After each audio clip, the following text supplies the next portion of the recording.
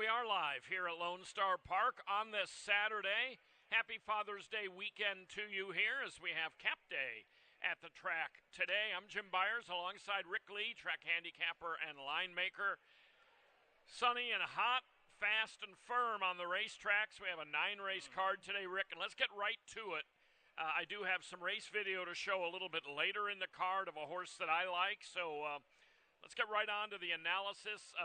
Pay attention today, not that you don't always, but to the program changes because unfortunately we did have a couple of riders injured yesterday, and 3 actually were unseated yesterday, plus Stuart Elliott's been banged up.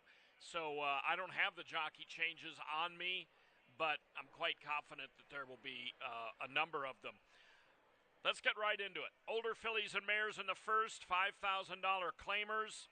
Non-winners of 4 or distaffers that have not won a race at a mile or over since Valentine's Day. Scratch number 3, put a bow on it. Hey, I like the 2 in here. Blueberry Eyes for Dick Capalucci, who's, again, a trainer's going to win races at this meeting. I like several things about this 5-year-old mare. One, she has early speed.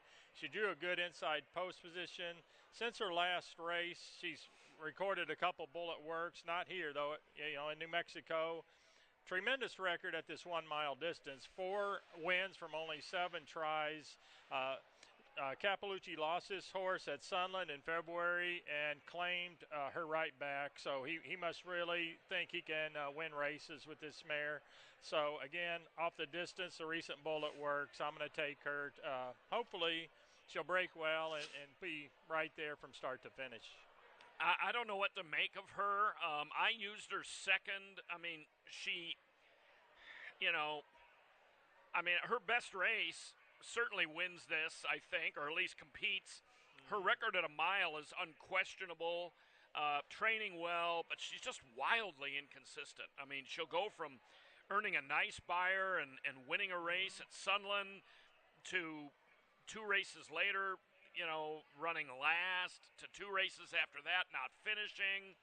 She's run on my PPs in a really strong allowance at Sunland and some strong races here last summer to running for 7,500. I don't know. I don't know what to make of her. No question it's nice that the Capaluccis, and I didn't realize there was a Jim Capalucci as well, but it's nice that he claimed her back. I'm going to go with Misty Cat, the morning line favorite. Last time out at this level, she ran second to Shell Shock. She had a forward jockey change last time and ran a really nice race. I don't know why she can't run another good race. She's a synthetic type mare. 3 of her 4 wins have been on the fake stuff out at the unfortunately now closed Golden Gate Fields. But she's been consistent, a couple good races over the track.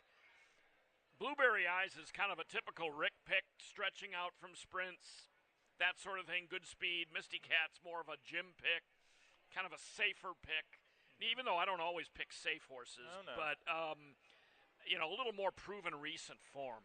And then Carpe Horseshoe, blinkers off, battled for a while on a contested pace, but she's become kind of a money burner deluxe for me, so I've given up on her. On we go to the second. That last little comment, by the way, probably put her directly into the winner's circle, by the way.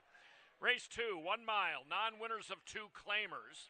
Scratch number 1, Justice Department, who was my original top pick. So I scratch into a long shot here, who I thought ran a dynamite race over the track last time, Sharp Spark. You like Mo Saturdays. I saw the Mo and thought maybe we were looking at another Arkansas bred. They have that stallion Mo for the money. Yes. But nope. Mo Saturdays is a Kentucky bred. Yeah, Mo Saturdays made the horse 8-5. I thought there's a good chance this Broberg trainee might go right to the front and win. Obviously broke his maiden just 2 starts back at Fairgrounds in a bottom level maiden claimer, but that was a sprint and still made it to the front, drew off to win by 11. Yeah. Tried Allowance Company last time out or first time here at Lone Star Park, and contested the lead, was very close up before fading. the winner of that race, Unload, ran an 84 Beyer. So this field is way easier than that one. This is a condition claiming race. I felt like if maybe he can get an easy lead. Carl is adding blinkers on today to maybe get him a little more focused on getting to the front. With the scratch of the one, Justice Department, Mo Saturdays is now on the rail. It is only a field of 5 now, though, so it's not like anyone's going to get strung out. I just feel like Mo Saturdays is going to be the one to catch. Yeah. You know, second off the bench is a good angle, and unlike a lot of Brobergs, this horse does show a really nice, quick, fairly recent breeze. It's interesting, Broberg Barnes' win percentage, putting blinkers on, is only 13%. His overall win percentage at this meet is 26%, but Carl does do a lot of switching around, stretching them out, dropping them, raising them, adding and removing blinkers. So that might kill his percentage a little bit. I went with Sharp Spark, who has only beaten maidens, but let's face it, it took Mo Saturdays 11 tries to break his maiden, and he did it against what had to be an empty group at the fairgrounds. I mean, you don't normally think of empty maiden claimers at the fairgrounds, but it was a 6-horse field, and he beat the field by a country mile, and he was 2 to 5 in the wagering. His last race was good, but Sharp Spark's last race against maidens here, a little shy on the Beyers. He's the only 3-year-old in here. He got a great ride from Floyd Wethy last time. He settled wide, then he tucked in, then he angled out, and he got the nod over in form, and it was a mile back to everybody else. So I'm going to give him a chance coming right back. Race 3. Turf. Mile and a 16th. Now, this is the same $20,000 claimers, but these are non-winners of 3. The previous race, non-winners of 2. Scratch the main track only entrant out of here, number 11, Tigers and Bears.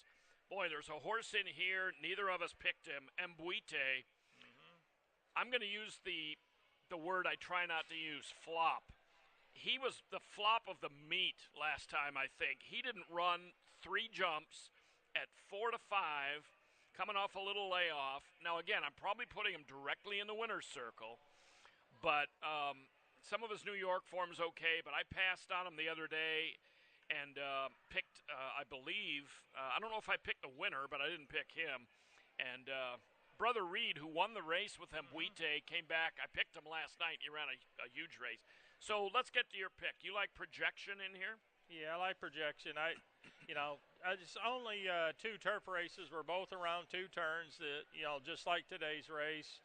One was at Lone Star last year, the second at Remington in the summer. Both of them, was mid-pack and finished up well to hit the board twice.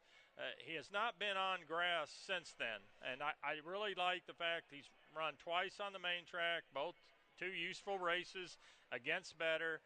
And now switching back to what I think you can make a case is a better surface for him. So Cappellucci took Hernandez, who is probably going to be off his mounts today. But, when you can get the leading rider, I always feel like that's positive. I mean, the rider must have saw something in that race, or the trainers convinced the rider's agent or himself that, hey, this horse is well spotted today. I'd like to have you on board. And here we are. So I think projection can win, and I think he can win at a square price. I'm going with number 1, Prodigious Bay. I don't know if anybody can go with him in this field. He's got speed. He's got the rail. Eric Asmussen, to my eyes, is nice. Very good at rating a horse. He doesn't go off and draw off by, a whole bunch of lengths and then get caught at the end. This horse ran a really nice race last time at 17 to 1. That was his first turf try. He was right up on the lead. He got caught late, and he's got to stretch out a little bit here today. I don't know if anybody can go with him. He ran well up on the front end last time, but didn't quite get there. I'm hoping that he likes turf. I like the fact Steve's had a little maintenance breeze, a couple of them since then, including one that was pretty fast on June 2nd. So I'm going to go with him and hope he learned from that first turf experience. It can hang on a little bit better. 8.5 furlongs doesn't look like it's ever been his best lick, but I'm going with him over From the Heart, who's one of these From the Clouds closers, but has made decent progress. Last time out, made decent progress.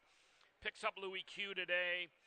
Should be rolling late. I see we both banished Mbuite to the 4th spot in our picks. Yeah, I did.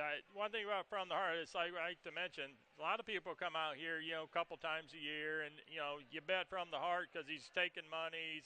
He was beaten only in nose at this same condition 2 starts back.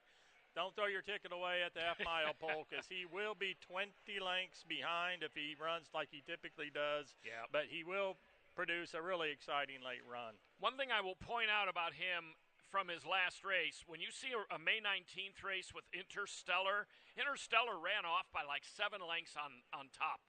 Right. So the field was extremely spread out, and he was a legitimate 20 lengths back, but in reality, he was really only about 12 lengths back of the second-place horse at one point in the race. Mm-hmm. So he dropped back, yes. Don't throw your tickets away, for sure.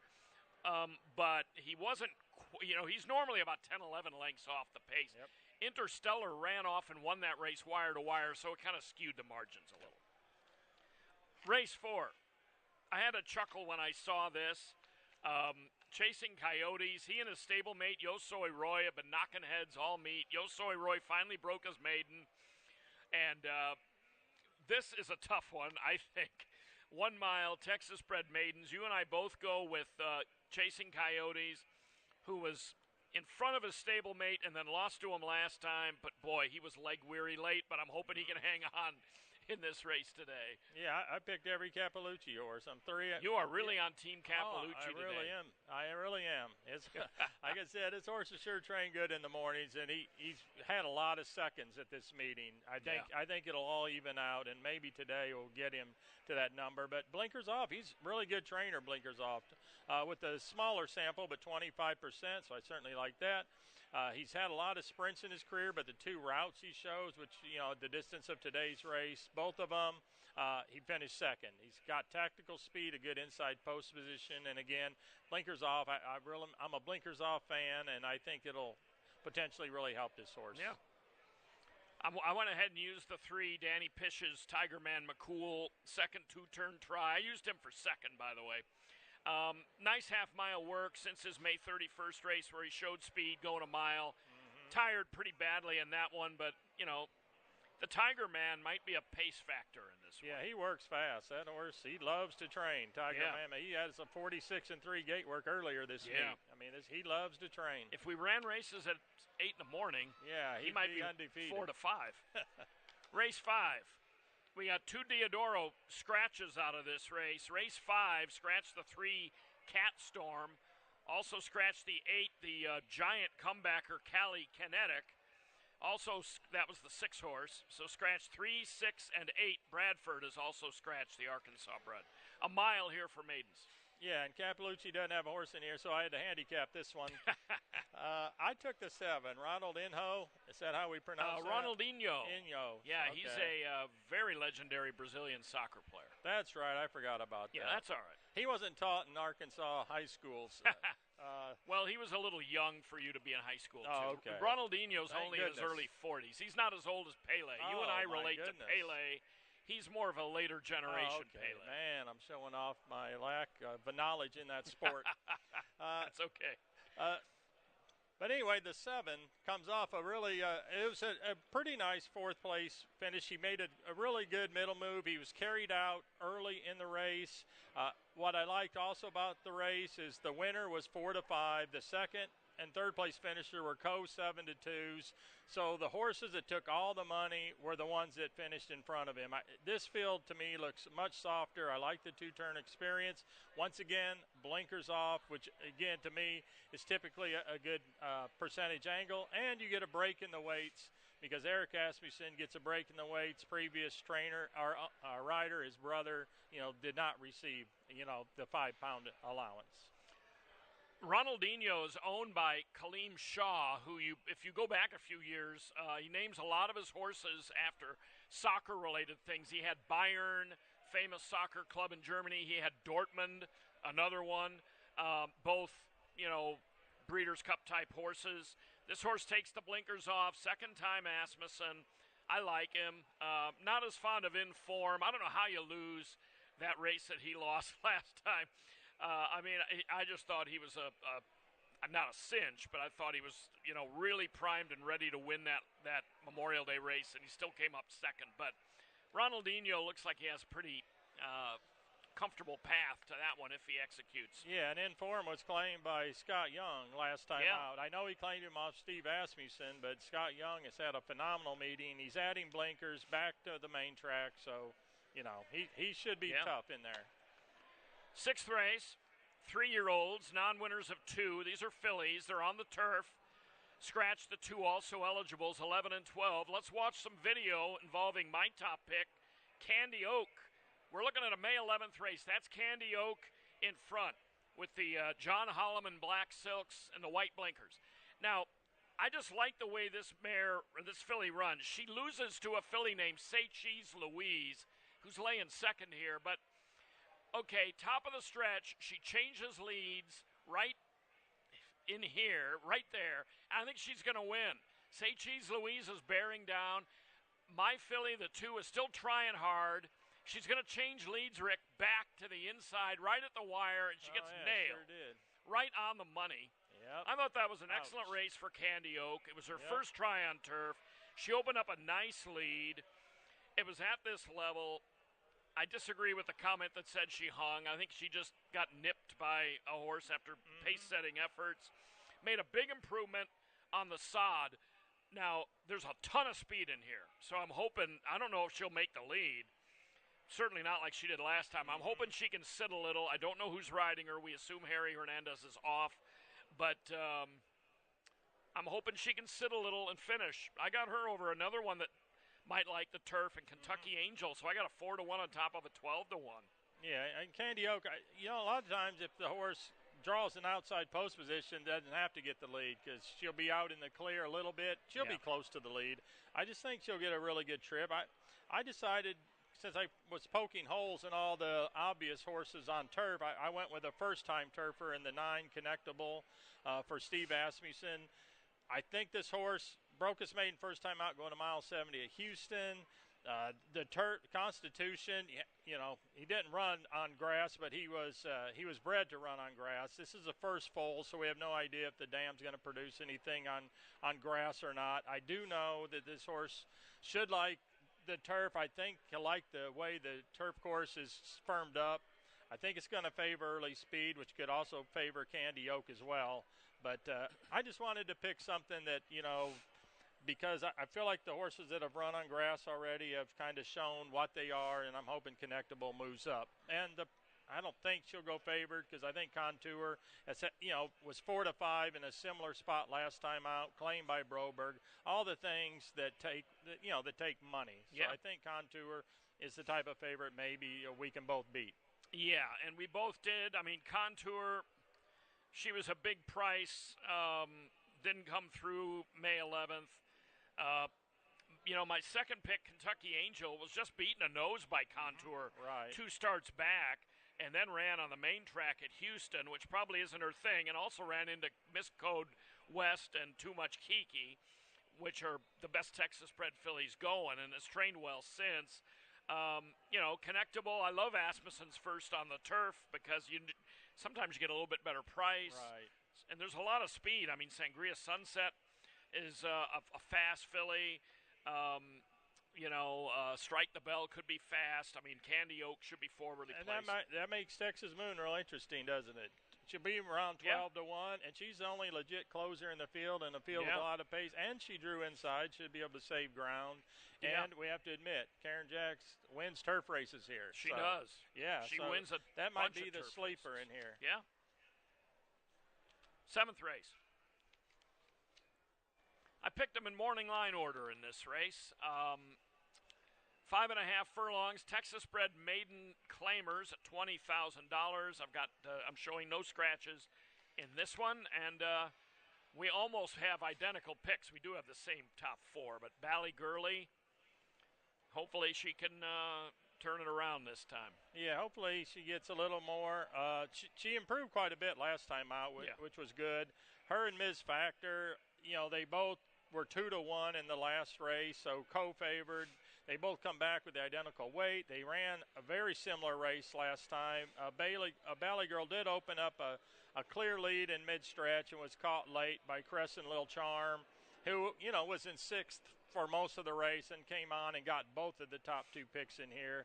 I just feel like she's really on the improve, and this was so tough picking between the 2 and the 3. Yeah. I just decided Bally Girlie maybe had a little more of an upside.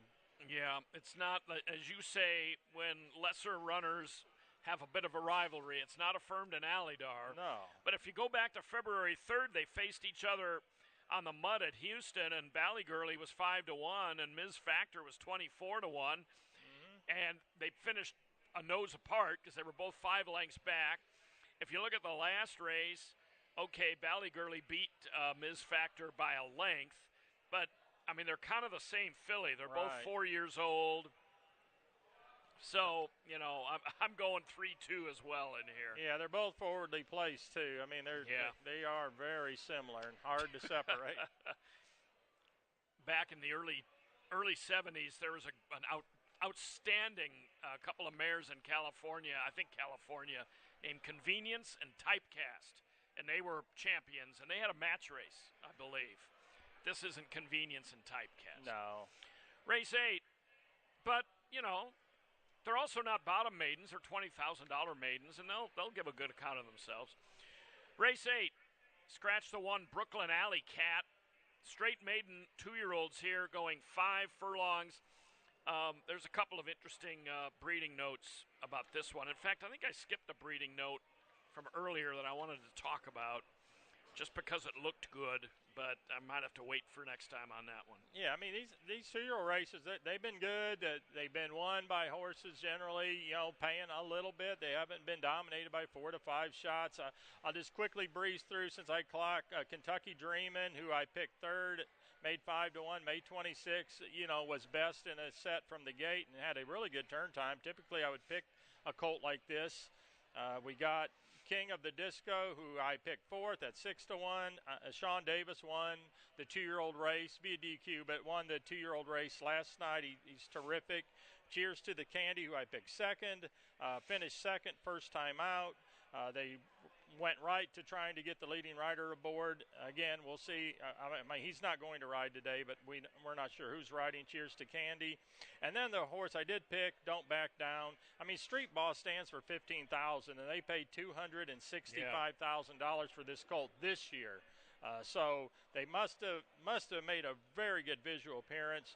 The sire, Street Boss, was a multiple Grade 1 sprinter, winning sprinter. And the last 3 breezes have been very upbeat, very sharp, and I just feel like this is the way to go. Calhoun's really good with 2-year-old first-time starters and has been here at Lone Star Park at least for 20 years. And Dave Appleton, our paddock host, will love the fact that he's drawn outside as well. I looked up the female line. Gemazelle, the mare, the dam, was 0 for 1 for Mindy Willis, and I didn't see anything in the female line that was special at all. No. So as you say, he must look like $1 million to have brought 265 at the sale here in the spring. That's my thought. And then he immediately went in and had a really nice, steady work pattern since then. A couple of other breeding notes. Kentucky Dreamin', you mentioned him. He had a half that was a $300,000 yearling.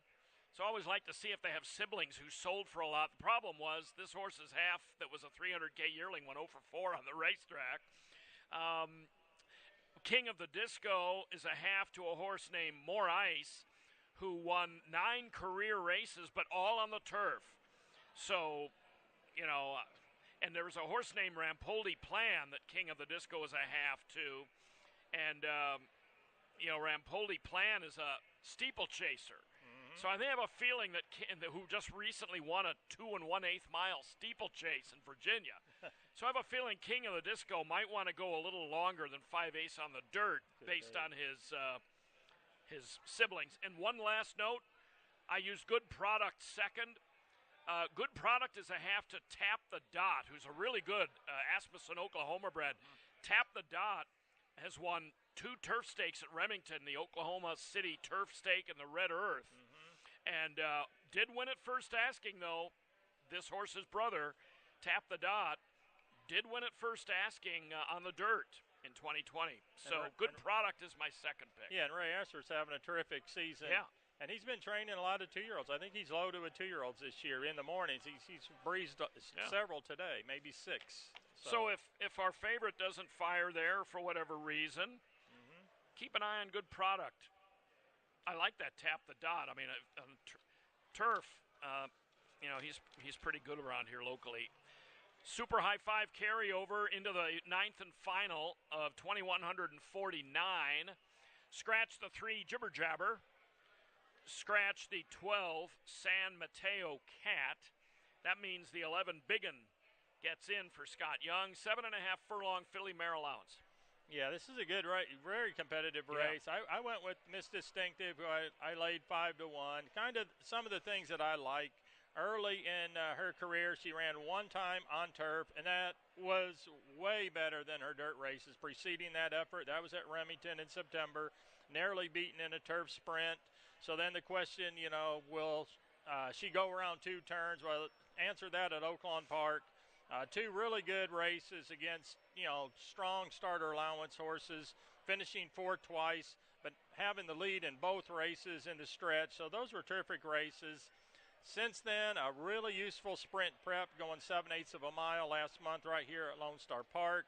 I think the stretch out, and if I'm right that she's going to prefer turf over dirt, then she's set up to run a really good race at maybe 5 to 1. I see this as a super wide open race. You can make a case for a lot of them in here, but I'm going to go with the lightly raced one, Equus, number 2. First turf, has 2 sprints, and now stretches to 7.5 furlongs, which, notice the form considers that a sprint. I consider it's 2 turns, so I consider it a route. Me too.